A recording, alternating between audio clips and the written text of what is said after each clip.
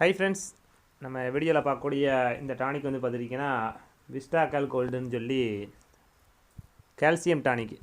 இது வந்து பார்த்துக்கிட்டிங்கன்னா ஆடு மாடு கோழி எல்லாத்துக்குமே கொடுக்கக்கூடியது தான். மெயினாக நம்ம இப்போ இது எதற்காக வாங்கியிருக்கோம்னா ஆடுகளுக்காக வாங்கியிருக்கோம்.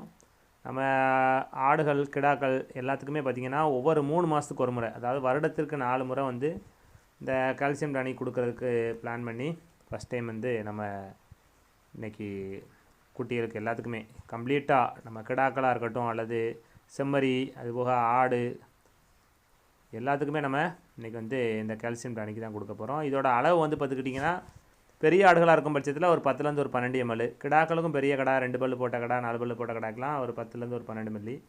அதுபோக பால் குட்டி அதுபோக இளங்குறால்களுக்கு அதோட அளவுக்கு ஏற்ப நம்ம இதை வந்து இன்றைக்கி கம்ப்ளீட்டாக எல்லாத்துக்குமே இன்றைக்கி கால்சியம் டானிக் கொடுத்தாச்சு. பொதுவாக கால்சியம் டானிக் வந்து பார்த்துக்கிட்டிங்கன்னா மெயினாக மாடுகளில் வந்து கன்று போட்ட மாடுகள் வந்து கால்சியம் டெஃபிஷியன்சி வந்து மாடுங்க படுத்துக்கிறோம். அதற்காகத்தான் மெயினாக கால்சியம் டானிக்கு எல்லோரும் ஓரலாக இருக்கட்டும் அல்லது குளுக்கோஸ் போல் அதுக்கு ட்ரிப்ஸ் போடுவாங்க. மெயினாக அதுக்காக பார்த்துக்கிட்டிங்கன்னா நம்ம இதை வந்து மெயினாக சினை ஆடுகளுக்கு வந்து நம்ம இந்த டைம் வந்து ஒரு 15-20 நாளில் குட்டி போட ஆடுகளுக்கு ஒரு 2 வாரத்துக்கு ஒரு முறை நம்ம இந்த கால்சியம் டானிக்கை கொடுத்துருக்கோம்.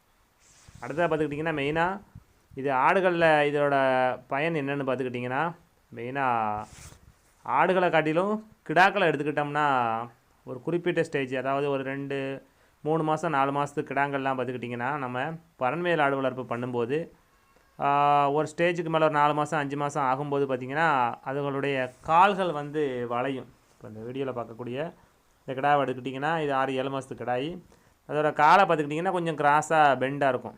இது பொதுவாக குறால்களில் பெட்டைகளில் இந்த அளவுக்கு இந்த பிரச்சனை இல்லை, ஆனால் கிடாக்களில் வந்து பார்த்துக்கிட்டிங்கன்னா இந்த பிரச்சனை இருக்குது. நம்ம பார்க்கக்கூடிய சில கிடாக்களுக்கெலாம் பார்த்துக்கிட்டிங்கன்னா கால் வந்து ஸ்ட்ரைட்டாக இருக்காது, கிராஸாக பெண்டாக இருக்கும்.